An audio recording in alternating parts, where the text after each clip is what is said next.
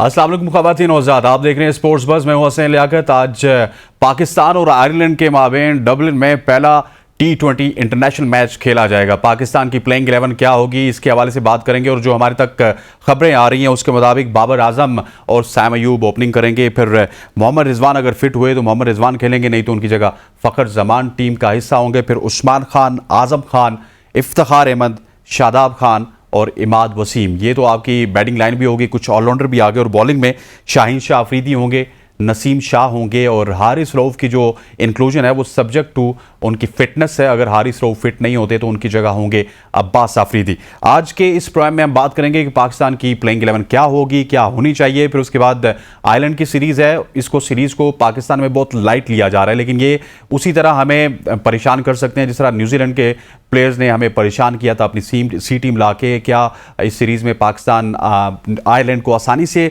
हरा लेगा, इस हवाले से बात करेंगे। फिर मोहम्मद आमिर की गैर मौजूदगी कितना बड़ा फ़र्क डालेगी, इस हवाले से बात करेंगे। हमें प्रोग्राम में ज्वाइन किया है नसीम राजपूत साहब ने, सीनियर स्पोर्ट्स जर्नलिस्ट हैं। नसीम भाई, आपको खुशामदीद कहते हैं। Thank you very much for joining us.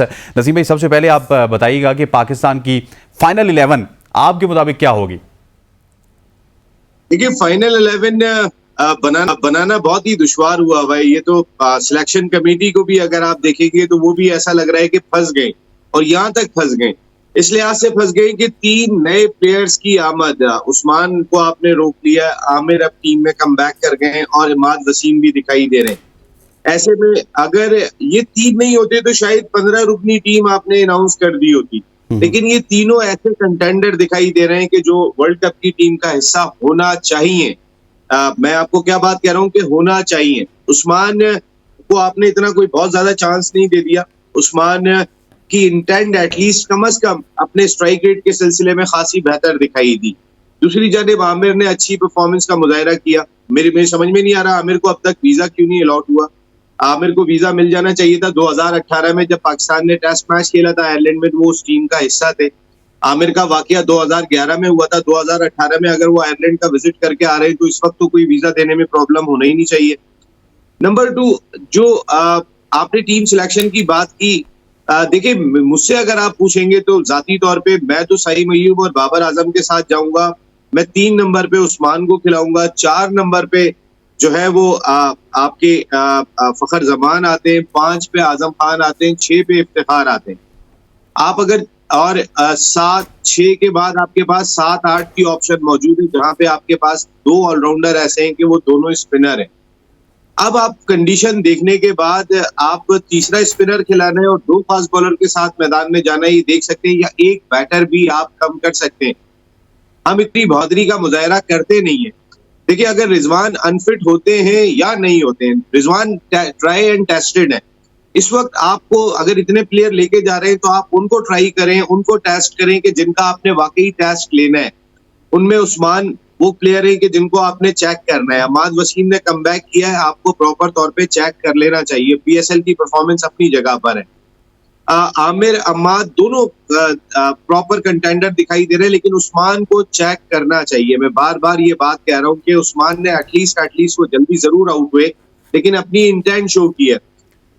मुझे जो टीम दिखाई देती है उसके अंदर अगर आप छठा बैटर आप बात कर रहे हैं तो 5वां बैटर आपका आजम, चूंकि इस सीरीज में अवेलेबल नहीं थे न्यूजीलैंड के खिलाफ, आप उन्हें जरूर खिला के चेक करें कि वो किस निक में, किस फॉर्म में, क्योंकि सईम अयूब और Azam Khan last Caribbean Premier League में अपनी टीम को फातेह बनाने में कामयाब हो गए थे।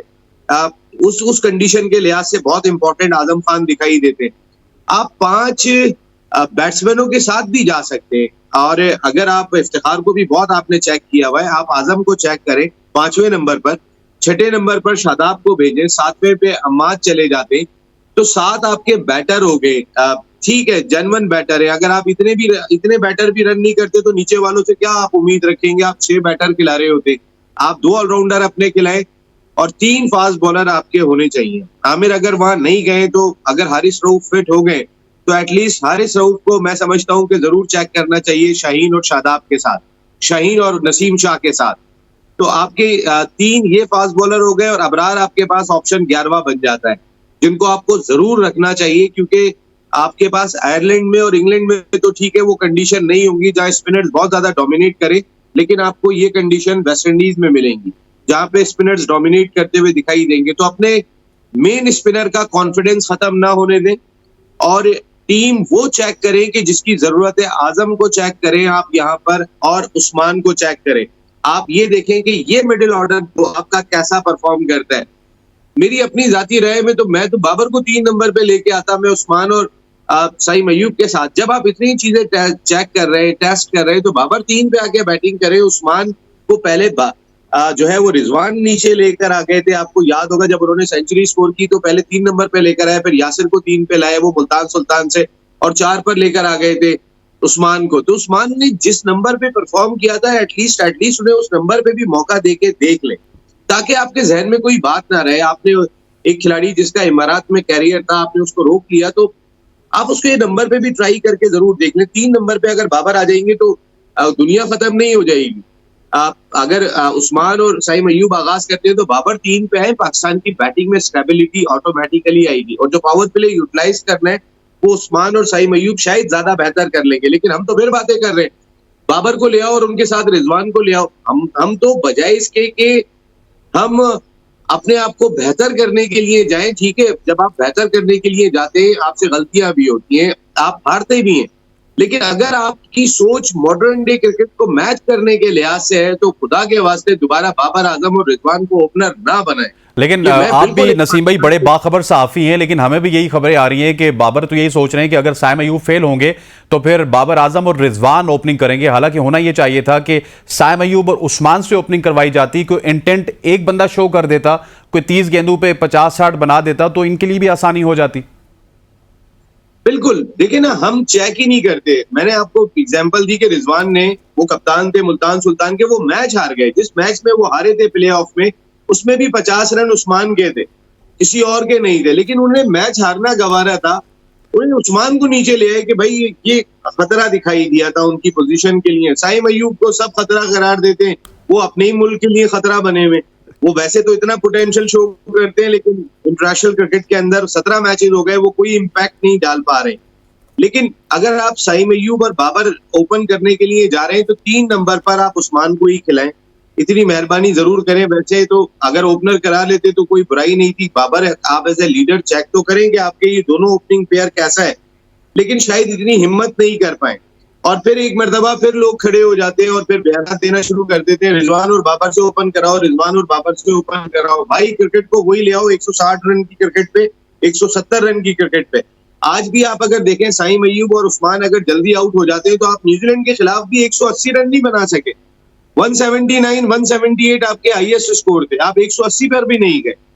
तो अगर ये आपके वो प्लेयर हैं कि अगर परफॉर्म करेंगे तो आपकी टीम 200 रन प्लस का टीम बनने के लिए जाएगी, वरना खेलते रहे 160, 170, 180 रन की टीम बनकर। दुनिया कहीं भी जा रही हो, आप अपने हिसाब से खेलें, कौन रोकता है जी, कौन पूछता है यहाँ पे। ठीक है, नसीब भाई हमारे साथ मौजूद है खवातीन वज़ात। यहाँ पर वक्त हुआ चाहता है एक शॉर्ट सी कमर्शियल ब्रेक का। Stay with us. Welcome back खवातीन वज़ात। अब कुछ स्टैट्स आपके सामने हम चलाएंगे सीपीएल के हवाले से। कैरेबियन प्रीमियर लीग बहुत ही ज़्यादा इंपॉर्टेंट है क्योंकि वर्ल्ड कप कैरेबियन में है। सो अब देखते हैं कि इन स्टैट्स को देख के हमें क्या पता चलता है कि जो प्लेयर हमारे पास मौजूद हैं वो कितने ज़्यादा कैपेबल है। पहले अगर आजम खान की बात कर ली जाए तो आजम खान ने कैरेबियन प्रीमियर लीग में क्या कुछ कारकर्दगी दिखाई, अपने बैटिंग के स्टैट्स उनके दिखाएंगे हम, क्योंकि वो तो बैटर ही हैं। तो मैचेस 13 उन्होंने खेले, 10 इनिंग्स में 224 रन है, 20 की एवरेज है, स्ट्राइक रेट 156 का है। ये स्ट्राइक रेट हमें चाहिए होगा क्योंकि स्लो पिचेस हैं और आजम खान का जो स्ट्राइक रेट है ये बहुत ही मायने रखता है सीपीएल की स्लो पिचेस पे। और आजम खान ने जो भी वहां पे इनिंग्स खेली हैं वो बड़ी इंपैक्टफुल थी। इसके बाद मोहम्मद आमिर के हवाले से पहले उनके बॉलिंग स्टैट्स ही हैं, और बॉलिंग स्टैट्स अगर बात की जाए तो 10 मैचेस में 32 ओवर्स उन्होंने करवाए और 16 विकेटें हैं, 13.8 की उनकी एवरेज है और इकॉनमी उनकी 8.87 की है। अच्छा नसीम भाई, मोहम्मद आमिर की अगर बात की जाए, आजम खान की बात की जाए, जब उनके सीपीएल के स्टैट्स हम देखते हैं तो वो बहुत ही ज़बरदस्त हैं। और मोहम्मद आमिर आयरलैंड के दौरे में नहीं होंगे, अगर आयरलैंड का उनको वीज़ा नहीं मिला तो मतलब कि वो 3 मैच मिस कर जाएंगे। फिर आजम खान, उनको तो जिस तरह आप कह रहे हैं कि हमने न्यूजीलैंड के खिलाफ तो ट्राई नहीं किया, उनकी फिटनेस के मसाइल थे, तो इन दोनों को तो ट्राई करना बहुत लाजमी है क्योंकि इनके सीपीएल के स्टैट्स बहुत तगड़े हैं। बिल्कुल, मैं इसीलिए कह रहा हूं कि आजम को जरूर मौका दें, आजम को कॉन्फिडेंस दें, क्योंकि मैं समझता हूं कि आजम को वेस्ट इंडीज में होने वाले वर्ल्ड कप में हिस्सा होना चाहिए पाकिस्तान क्रिकेट टीम का। कोई वजह दिखाई नहीं देती कि आजम ना हो और आजम को थोड़ा सा कॉन्फिडेंस दे, देखिए आपने इफ्तिखार ट्राई एंड टेस्टेड है, वो जगह ऑटोमेटिकली ले लेंगे अगर परफॉर्म नहीं होता। और इफ्तिखार की जगह बनती है। मैं तो कह रहा हूँ कि आपके पास आयरलैंड की सूरत में एक चांस मौजूद है, आपके पास न्यूजीलैंड की सूरत में चांस मौजूद था, लेकिन आप चेक करने के लिए कम ही गए, आप जीतने के लिए गए और पता चला कि आप उस टीम के खिलाफ भी सीरीज बराबर कर गए। थोड़ी सी बहादुरी का मुजाहरा करें और थोड़ा सा दिल बड़ा करें, ये बहुत जरूरी है। बाबर आजम अगर आप यही समझेंगे कि मैं सर्कल में खेल के पहले 30-35 रन कर लूंगा, उसके बाद 60 रन तक अपनी टीम के स्कोर को ले जाऊंगा, शायद उस्मान 80 रन पर लेकर जाएंगे जब आप 60 पर लेकर जाएंगे, तो टीम के लिए क्या बेहतर दिखाई देता है। वो कि ना उस्मान से उस तरह परफॉर्म हुआ है, मैं फिर कह रहा हूँ, ना साइम से परफॉर्म हुआ है, ना आजम से परफॉर्म हुआ है इंटरनेशनल क्रिकेट में, लेकिन आपके पास कौन से यहाँ पर कोई पीछे अगर मैं उठा नसीम के भाई, देखूं मैं आपको टोकना चाहूंगा। आपको याद है कि जब मोहम्मद रिजवान को कौमी टीम में लाया गया तो उनको थोक के हिसाब से मैच दिए गए, उनको कॉन्फिडेंस दिया गया। पहले 23 मैचेस में मोहम्मद रिजवान तो मेरे ख्याल कोई 50 नहीं बना सके थे, तो कॉन्फिडेंस देना पड़ता है। हमारे प्रोग्राम में पिछले दिनों अब्दुल रऊफ खान साहब थे, उन्होंने कहा कि अजहर अली और अब्दुल रजाक शुरू में इतने हाई क्लास ऑलराउंडर नहीं थे, वो वसीम अकरम और वकार यूनिस के कॉन्फिडेंस से बने। तो ये कॉन्फिडेंस देना पड़ेगा, जिस तरह आपने बात की ना, दिल बड़ा करना पड़ेगा और घर की टीम नहीं समझना पड़ेगा, इसको पाकिस्तान की टीम समझना पड़ेगा, तो तभी रिजल्ट प्रोड्यूस होंगे। देखिए ये कॉन्फिडेंस कहां से लाएंगे वो, जहां आपको फिक्र ये होती है कि मेरी परफॉर्मेंस अपनी जो है वो जरूर हो जाए। आप अगर टीम की परफॉर्मेंस का नहीं सोचेंगे, देखिए पाकिस्तान में आपने वसीम अकरम वकार यूनुस की बात की, वो प्लेयर बनाने वाले लोग थे। मैं वसीम अकरम की स्पेशली बात करूंगा, जब तक वकार यूनुस प्लेयर थे, वो जब कोच नहीं बने थे, वो एक इंस्पायरेशन बहुत ही डिफरेंट किस्म की थी। वो जिस तरह के बॉलर थे, वो जो प्लेयर था, वो तो दुनिया में देखने को नहीं मिलता। प्लेयर बनाना हर किसी के बस की बात नहीं होती। जिस वक्त इमरान खान साहब और जावेद मियांदाद थे, उस वक्त पाकिस्तान को एक लॉट मिली थी। आपको 90s के क्रिकेटर याद होंगे, उसके बाद भी अगर आप देखेंगे वसीम अकरम के दौर में आपको प्लेयर्स बनते हुए दिखाई दिए थे। आखिरी प्लेयर जो प्लेयर बनाना जानता था वो सरफराज अहमद था, जो अपनी परफॉर्मेंस या अपनी परफॉर्मेंस से ज्यादा उसको टीम की फिक्र हुआ करती थी और फिर टीम जीता करती थी। जहां कप्तान को अपनी परफॉर्मेंस की फिक्र ज्यादा हो जाती है कि मेरे रन, मेरे रिकॉर्ड, मेरी दुनिया जो है वो वाह वाह करती रहे, वहां उससे ज्यादा अगर वो ये सोचें कि मेरी टीम की रिक्वायरमेंट क्या है। सरफराज खुद बैटिंग के लिए नहीं आते थे, पता चला टीम से बाहर हो गए। उनको पता था कि भाई मेरे से बेहतर है इस जगह के लिहाज से, तो उसको खेलने के लिए भेजते। लेकिन सरफराज के दौर में आपकी टीम नंबर 1 टीम बनी हुई थी, 22 रेटिंग पॉइंट से नंबर 1 टीम थी, जब आपका कप्तान परफॉर्म ही नहीं कर रहा था बकौल लोगों के। वो ग्राउंड में खड़ा होकर खिलाड़ी डेवलप कर रहा था, वो ग्राउंड में खड़ा होकर खिलाड़ी बना रहा था। शाहीन शाह अफरीदी, बाबर आजम, आपके फखर जमान, हसन अली, शादाब, ये किस दौर में बने? ये तमाम की तमाम लॉर्ड जो इस वक्त पाकिस्तान क्रिकेट टीम का हिस्सा है, उसी दौर में बनी है। अब बनाने वाला कोई दिखाई नहीं दे रहा। अगर आपके कप्तान को ये फिक्र होगी कि मेरी परफॉर्मेंस जो है वो दुनिया देख रही है, मेरा नाम बाबर आजम है, मेरा नाम जो है वो हल्का नहीं पड़ जाए, तो फिर तो बाबर आजम साहब आपकी टीम ऐसे नहीं बनेगी। आप पहले ये फैसला नहीं कर पा रहे थे, वो तो हफीज ने फैसला किया था कि वो रिजवान को नीचे लेकर आए थे, उन्होंने साइम अयूब के साथ ओपन कराई थी। आप में तो ये जरूरत भी नहीं थी। शायद आप बिफोर वर्ल्ड कप और एशिया कप ऐसा करते भी नहीं, क्योंकि सोचना भी मना था उस वक्त, तो आप कुछ सोच भी नहीं सकते थे। अब तो सोचने की बारी है, अब तो सोचना मना नहीं है बाबर आजम। अब देख लो कि टीम के लिए क्या जरूरी है। आप एक वर्ल्ड कप का, वर्ल्ड T20 का सेमीफाइनल खेल चुके हैं, आप फाइनल खेल चुके हैं, आप जीते नहीं है। अगर आप जीतना चाहते हैं तो सबसे पहले नेक नियति चाहिए होगी, उस नेक नियति का मुजाहरा करें और नेक नियति की बातें तो आप चेक जरूर करें। मैं ये नहीं कह रहा हूं कि यही खेलने चाहिए वर्ल्ड कप में, लेकिन आपके पास ऑप्शन मौजूद है। आप उस्मान और साइम के साथ अपने पावर प्ले को जरूर चेक करें कि ये जोड़ी पावर प्ले कैसा खेल रही है। नसीम भाई, आपसे आखिरी टॉपिक पे बात करूंगा। आप उस वक्त के सहाफ़ी हैं जब हॉकी अपने उरूज पे होती थी और 3 दहाइयाँ तो आपको सहाफ़त में हो चुकी हैं। अब हॉकी से बहुत ही अच्छी खबरें आ रही हैं, और क्योंकि आज हमारा हफ्ते का आखिरी शो है तो इतवार तक आपको पता है अजलान शाह का फाइनल भी हो जाएगा। पाकिस्तान और जापान का मुकाबला है, हॉकी रिवाइव भी हो रही है, लेकिन हमारी तवज्जो अभी भी हॉकी को चाहिए, क्योंकि कल रेहान भट्ट साहब मेरे साथ मौजूद थे तो उन्होंने ये बताया कि अभी तक जो तनख्वाहें हैं वो नहीं आ रही, इवन जो डेली है वो भी पाकिस्तान हॉकी के खिलाड़ियों को नहीं मिल रही, और ये बेशतर वो खिलाड़ी हैं जो लीग खेल रहे हैं और लीग से अच्छा खासा कमा रहे हैं, लेकिन पाकिस्तान हॉकी है कि उनको कुछ भी नहीं दे रहे, सिर्फ रिजल्ट्स ही वो प्रोड्यूस कर रहे हैं। देखिए रिजल्ट भी अभी प्रोड्यूस किए ना, लेकिन अगर वो रिजल्ट नहीं भी प्रोड्यूस कर रहे तो वो नेशनल टीम के प्लेयर्स हैं। पाकिस्तान टीम में पहुंचते पहुंचते हम इज्जत ही नहीं दे रहे ना गेम को, क्योंकि पता चलता है कि डेलीज नहीं मिल रही है तो बेचारे नदीम उमर साहब को खड़ा होना पड़ता है, वो टीम को स्पॉन्सर कर रहे होते हैं। आपको पता है, आज मैं आपको एक बात बताऊं, मेरे शो में आए थे नदीम उमर साहब और नदीम उमर साहब ने आके ये बात कही थी कि जो चैंपियंस ट्रॉफी भुवनेश्वर में हो रही है उसकी टीम को मैं स्पॉन्सर करूंगा। मैं उस वक्त लाइव शो कर रहा था जिस टीवी में मैं पहले होता था। तो आप वो आगे भी पाकिस्तान हॉकी के साथ जुड़ना चाहते थे, लेकिन बदनसीब है पाकिस्तान हॉकी फेडरेशन के ऑफिशियल, जो एक वक्त में जो थोड़ा सा हाथ में आ जाए उस पर इतने, और उसके बाद फिर अपने स्पॉन्सर की ही फिक्र नहीं करते। अब आप अंदाजा करें कि पाकिस्तान हॉकी फेडरेशन का कैलेंडर छपता है, वो सब जगह पे चला जाता है, वो एक साथी के घर पे भी आ जाता है, नहीं जाता तो आपके मेन स्पॉन्सर जिसने आपकी टीम को भुवनेश्वर भेजा उनके पास नहीं गया। जब मैंने उनसे बात की, मैंने कहा, कहने लगे नहीं कहा, हॉकी फेडरेशन ने तो कोई चीज नहीं भेजी। तो हमारे जो लोग बैठे हुए हैं ये भी ठंडे कमरे में हॉकी के बैठने के आदमी हैं, सिर्फ ओहदों के शौकीन है, ओहदे मिल जाते हैं, उसके बाद फिर दूसरे की टांगे खींचने की रस्साकशी शुरू हो जाती है, बजाय इसके कि अपनी हॉकी को सपोर्ट कर रहे हैं। ये हमारी सरकार का काम है। देखिए ना, प्राइवेट सेक्टर नदीम उमर साहब की सूरत में आगे आया था, आपने क्या फायदा उठाया उनसे? आपने कोई फायदा नहीं उठाया। और मैं आपको बिल्कुल वसूख से कह रहा हूँ, नदीम उमर साहब से मेरी बात हुई थी और उन्होंने ये बात कही थी कि नसीम भाई हम चाहते हैं कि पाकिस्तान हॉकी को सपोर्ट करे, लेकिन उनका रवैया ऐसा था कि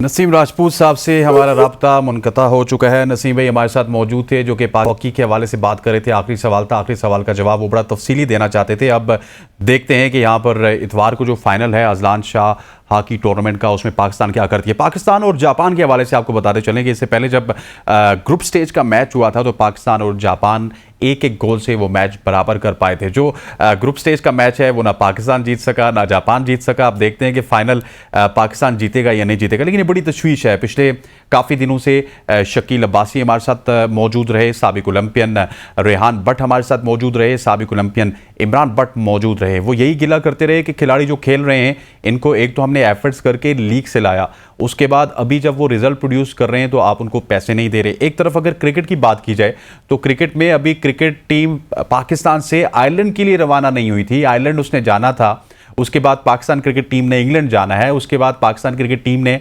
अमेरिका जाना है। तो पाकिस्तान क्रिकेट टीम अभी यहां से निकली नहीं तो मोहसिन नकवी साहब ने पहले ही $1 लाख का ऐलान कर दिया फी खिलाड़ी के लिए, जो कि 18 खिलाड़ी हैं। सो वहाँ पे पैसों की बरसात है लेकिन रिजल्ट्स नहीं हैं।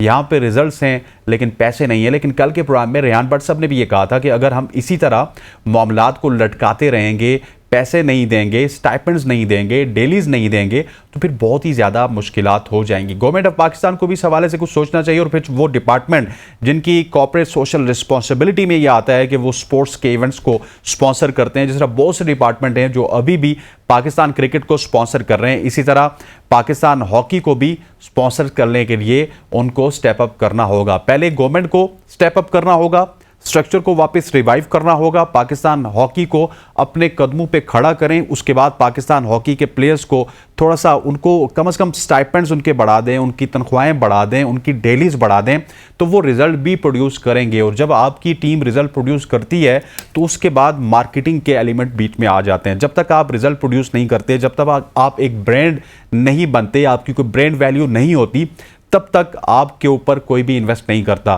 सो यहाँ पर सबसे पहला काम गवर्नमेंट का है, उसके बाद कमर्शियल एस्पेक्ट का है। जिस तरह नसीम राजपूत साहब ने नदीम उमर साहब की बात की है, बहुत सारे ऐसे लोग हैं, जावेद आफरीदी हैं, वो भी यहाँ पे इन्वेस्ट करना चाहते हैं, लेकिन पहले उनको कुछ दिखाएं तो सही।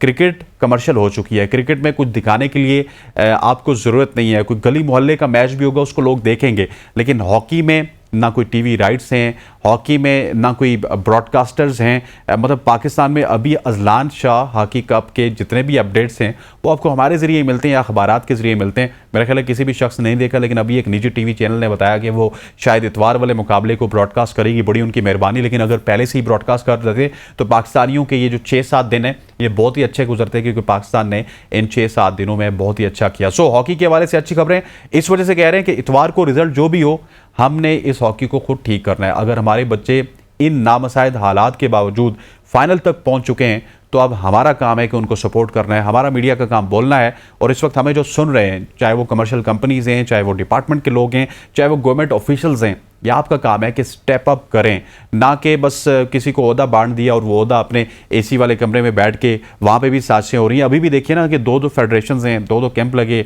उसके बाद भी आपकी टीम परफॉर्म कर रही है। सो ये तमाम तर चीज़ें पूरे पाकिस्तान की जिम्मेदारी है, पाकिस्तान के लोगों की जिम्मेदारी है, पाकिस्तान चल जो पॉइंट ऑफ व्यू पे जो भी लोग आते हैं उनकी जिम्मेदारी है, डिपार्टमेंट की जिम्मेदारी है। ख़वातीन और हज़रात, आज के प्रोग्राम से इतना ही। इंशाल्लाह उम्मीद करते हैं कि मंडे को जब आपसे मुलाकात होगी तो पाकिस्तान अपने आयरलैंड वाले मैच भी जीत जाएगा और पाकिस्तान जो अजलान शाह हॉकी कप का टूर्नामेंट का फाइनल है वो भी अपने नाम करेगा। मुझे मेरी पूरी प्रोडक्शन टीम के साथ इजाज़त दीजिए। अल्लाह ने के बाद।